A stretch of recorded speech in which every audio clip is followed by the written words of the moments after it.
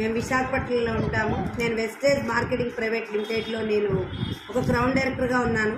ప్రతి ఒక్కళ్ళకి కూడా ఎక్కడ చూసినా జబ్బులే ఉంటున్నాయి. ఏ ఇంటికి వెళ్ళినా డబ్బులు లేని ఇల్లు కనిపిస్తున్నాయి, కానీ జబ్బులు లేని ఇల్లు కనిపించట్లేదు. ఈ ప్రొడక్ట్స్ వాడుకుంటే ముందు ఆరోగ్యం వస్తుంది, తర్వాత ఆదాయం వస్తుంది. ప్రతి ఒక్కళ్ళకి గుమ్మల్లో మనం ఆరోగ్యం మూట ఆదాయం మూట పట్టుకు నిలబడ్డామన్నా కూడా మనకి ఎవరు డోర్ తీయరు. ఎందుకంటే మంచి చెప్తే ఎవరు వినరు, చెడైతే తొందరగా వింటారు. కానీ ఇప్పుడు చూడండి, మీరు బయట వాడే టీ, చక్రా గోల్డ్, 3 రోజెస్ ఇవన్నీ టీవీలో యాడ్స్. మన ప్రొడక్ట్స్కి యాడ్ ఉండదు, మనకి మన మౌత్ టు మౌత్ అడ్వర్టైజ్మెంటే.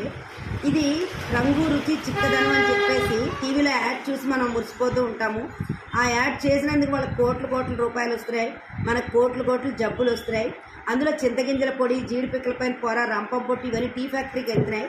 ఎప్పుడైతే అవన్నీ మన కడుపులోకి వెళ్ళాయో రకరకాల జబ్బులు ఉండడానికి కారణం అవుతుంది. ఎందుకంటే వయసు పడుతున్నసేపు ఏ జబ్బులు బయటపడవు. ఎప్పుడైతే వయసు అయిపోయిందో ఒక్కొక్క రోగం బయటపడుతూ ఉంటుంది. వయసులో రూపాయి పోగేసుకుంటాం. వయసు అయ్యాక పట్టుకెళ్ళామంతా ఎక్కడ పోస్తున్నామండి? హాస్పిటల్లోనే పోస్తున్నాం. హాస్పిటల్ పెరుగుతున్నాయంటే రోగులు పెరుగుతున్నట్టే లెక్క. ప్రతి ఒక్కళ్ళు టీ టైం అయ్యేసరికి టీ తాగిపోయేసరికి తలనొప్పి వచ్చేస్తుంది అంటారు. అలా టీకి ఎడిక్ట్ అయిపోతున్నారు. ఇదిగో 2 గ్లాసుల్లో పాలు తీసుకున్నానండి. ఒక గ్లాసులో అసలు ఇది కొల్లాగే లేదు. ఇది కొనకూడదు. ఇది బయట టీ పొడి అండి. ఇది వచ్చి మనది జటా టీ, మన వెస్టేజ్ టీ అండి. ఇది దీంట్లో వచ్చి అస్సాం టీ ఆకుల్ని తయారు చేసిన టీ పొడి. ఇది చూడండి, పాలల్లో వేయగానే రంగు మారిపోతుంది మరిగించకుండానే. ఇది మా టీ పొడి.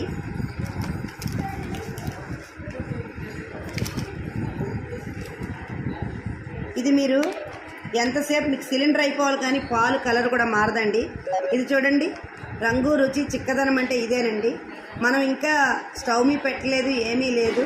అందుకే మా టీ తయారవ్వాలంటే ముందు వాటర్లో మరిగించాలండి. ఈ టీ పొడి చూడండి, ఈ టీ పొడి టీ తయారు చేయాలంటే ముందు వాటర్లో మరిగించి వాటర్ బాగా ఆవిరైన తర్వాత అప్పుడు పాలు పోస్తేనే టీ తయారవుతుందండి. చాలామంది ఏంటంటే ఇలా పెట్టి టీ అలా తెచ్చేస్తూ ఉంటారు. ఎందుకంటే అక్కడ టీవీలో సీరియల్స్ ఏమైపోతున్నాయో అని చెప్పి కంగారు అందరికీ. ఎప్పుడైతే ఇలా నీళ్లు మరగకుండా ఆ నీళ్ళల్లో పాలు పోసిస్తే అది నీళ్ళ టీ అవుతుంది, కానీ పాల టీ అవ్వదండి. ఎందుకంటే పెట్టే విధానం రాకపోతే ఈ టీ ఎవరికి నచ్చదండి.